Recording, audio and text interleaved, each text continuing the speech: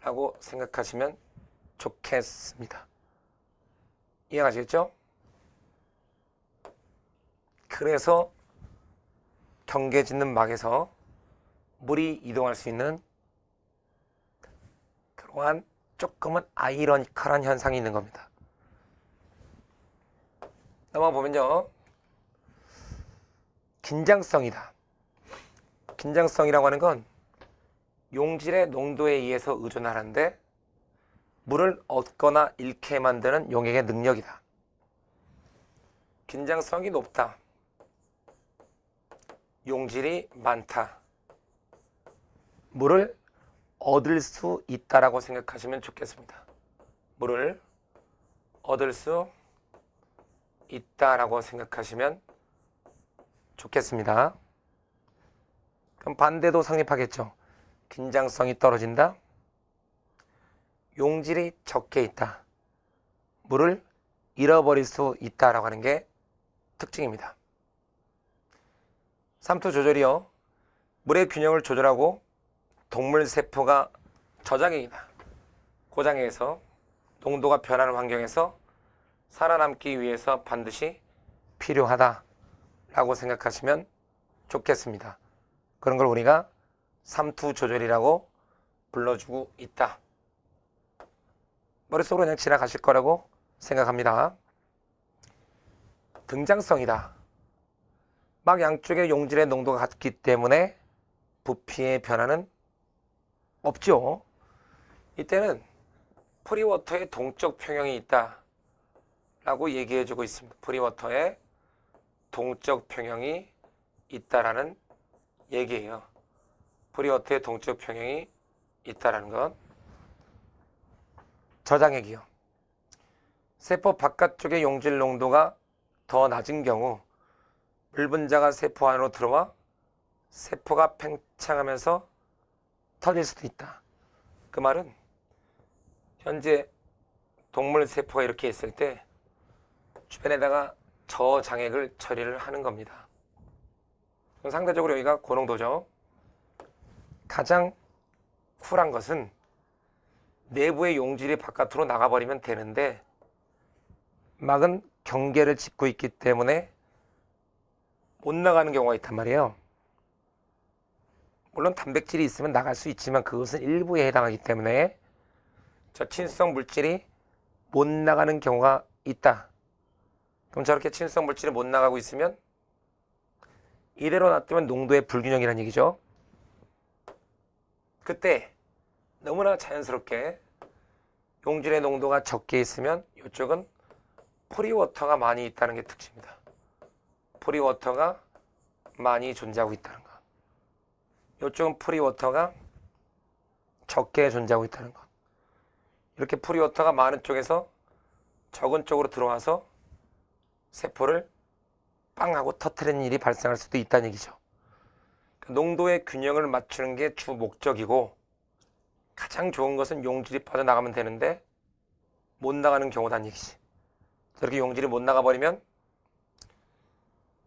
마지막 방법이 프리워터인데 들어와서 터진다 라고 생각하시면 좋겠습니다. 고장액도 마찬가지입니다. 바깥쪽의 용질의 농도가 높은 경우, 바깥쪽의 용질의 농도가 높고 내부는 용질의 농도가 작습니다. 가장 쿨한 것은 용질이 들어오면 되죠. 근데 용질이 들어올 수가 없는 상황이란 얘기입니다. 왜? 막 단백질이 없으니까. 저렇게 용질이 못 들어오게 되면 농도 균형을 맞추기 위해서 최후의 방법이 용질이 많은 쪽은 프리워터가 적게 있고요. 프리워터가 적다라고 보시면 되겠고요. 용질이 적은 쪽은 프리워터가 많이 있겠죠. 프리워터가 많이 존재하고 있겠습니다.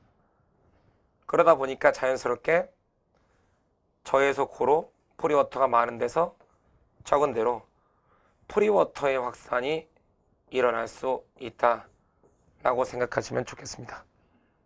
이런 걸 우리가 이건 용질이 고고 용질이 저면 자연스럽게 용질이 얼마 없는 데서 프리워터가 많아지니까 자연스럽게 프리워터의 확산이 일어날 수가 있다라는 얘기입니다. 그래서 물 분자가 바깥으로 나가서 최종 버전은 뭐 할 수가 있다? 찌그러들 수가 있다 라고 생각하시면 되겠습니다. 그래서 지금 현재 이 뒤에 나오는 삼투 현상이라고 하는 게 있는데요. 삼투 현상이 나타나는 이유는 딱 하나, 농도의 균형을 맞추다 보니까 어쩔 수 없었다. 이렇게 마음속으로 잡으면서 이제 식물로 가겠습니다. 식물 같은 케이스는 저장액에다 담가 놓게 되면은 동물과 약간 틀린 게 세포 벽을 갖고 있습니다. 단단한 세포 벽을 가지고 있다 라고 생각하시면 되겠습니다. 저렇게 단단한 세포 벽을 가지고 있는데 바깥쪽에 다름 아니라 저장액이 잡혀 있습니다. 안쪽에 다름 아니라 상대적으로 고농도가 되겠죠. 그럼 제일 쿨한 건 뭐겠습니까? 용질이 가는 게 제일 좋은데 못 간다는 얘기입니다. 용질이 못 가버리면은 농도의 균형이 안 되니까 저 녹색을 세포벽이라고 하고 하얀색은 그 안쪽에 들어있는 막이라고 합시다. 막 때문에 용질이 못 가서 멈추게 되겠죠. 용질이 이동할 수가 없다라는 얘기입니다. 그럼 용질이 이동할 수 없을 때 초의 방법은 용질이 저농도에 있었다라면은 상대적으로 이쪽에 프리워터가 많이 존재하고 있는 것이고, 용질이 고농도가 있었다라면 상대적으로 이쪽은 프리워터가 적게 존재하고 있는 겁니다. 프리워터, 자유로운 물 분자가 많은 데서 적은 대로 들어오면 동물 세포는 이때 파괴가 일어났는데 식물은 파괴가 일어나지는 않습니다. 그 이유가 세포 벽 성분이 있기 때문에 원형질 막의 팽창이 일어나서 벽 아래에 이렇게 붙어 있다라고 생각하시면 좋겠습니다. 벽 아래에 딸짝 붙어 있다라는 게 특징입니다. 여러분, 우리가 팽윤이다. 동물은 그냥 터져버리지만 식물은 세포 벽에 막이 붙어서 탱탱한 구조를 유지하고 있다. 이렇게 보시면 좋겠습니다. 고장액에다 놓게 되면 동물 세포와 동일하죠. 예. 주변이 고장액이기 때문에 역시 놓고 같이 한번 해보실래요? 이렇게 벽이 있을 때 주변이 고장액입니다.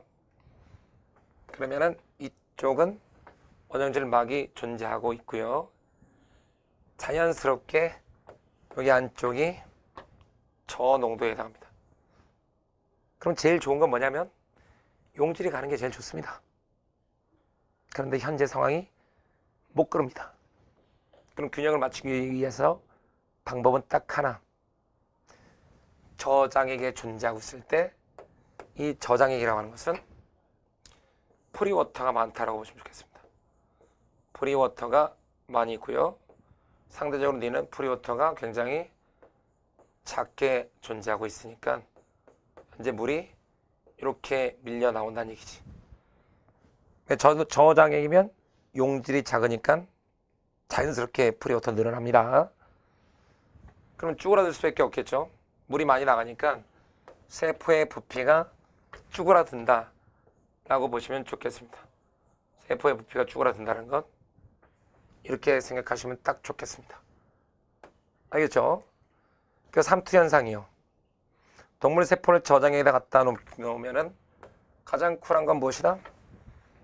용질이 빠져나가는 게 쿨한데 안 된다. 물이 들어와서 터진다는 얘기고, 식물은 주변에 저장액이면 가장 쿨한 건 뭐다? 용질이 빠져나가면 되는데 안 된다. 물이 들어오는데 안 터지고 팽팽한 상태가 유지가 되고 있고, 등장액이면 뭐 동물은 정상인데 식물은 오히려 등장액이 시든 상태예요. 물을 빵빵히 받아 들어와서 자기 자신에게 팽윤 상태를 유지하고 있는 게 이게 식물의 정상 상태입니다. 식물은 물을 흡수할 때 방법이 자기가 저농도를 유지를 하면서, 동물은 이렇게 안 되죠. 터져버리니까. 근데 식물은 저농도를 유지를 하면서 물을 많이 받아들여서 물의 양을 증가시키고 있다. 이렇게 판단하시면 좋겠습니다. 고장에다 갖다 놓으면 어떤 일이 벌어집니까? 고장액이면 물이 빠져나가니까 쭈그러들게 되고요. 그 다음에는 얘 같은 케이스도 물은 빠져나가죠. 주변에 고장이고 상대적으로 저장액이니까 용질이 오면 편한데 못 오니까 프리워터가 나가면서 쭈그라들게 됩니다. 그 막이 우리가 원형질 막이라고 합니다. 그 이유는 안과 밖을 경계 지을 수 있기 때문에 생명체의 가장 근본이기 때문에 원형질이란 말을 씁니다. 그 원형질 막이 벽에 딱딱 붙어 있다가 분리되고 있다. 벽에 땡땅하게 붙어 있다가 분리되고 있다. 그래서 원형질 분리가 일어난다라고 얘기해주고 있습니다.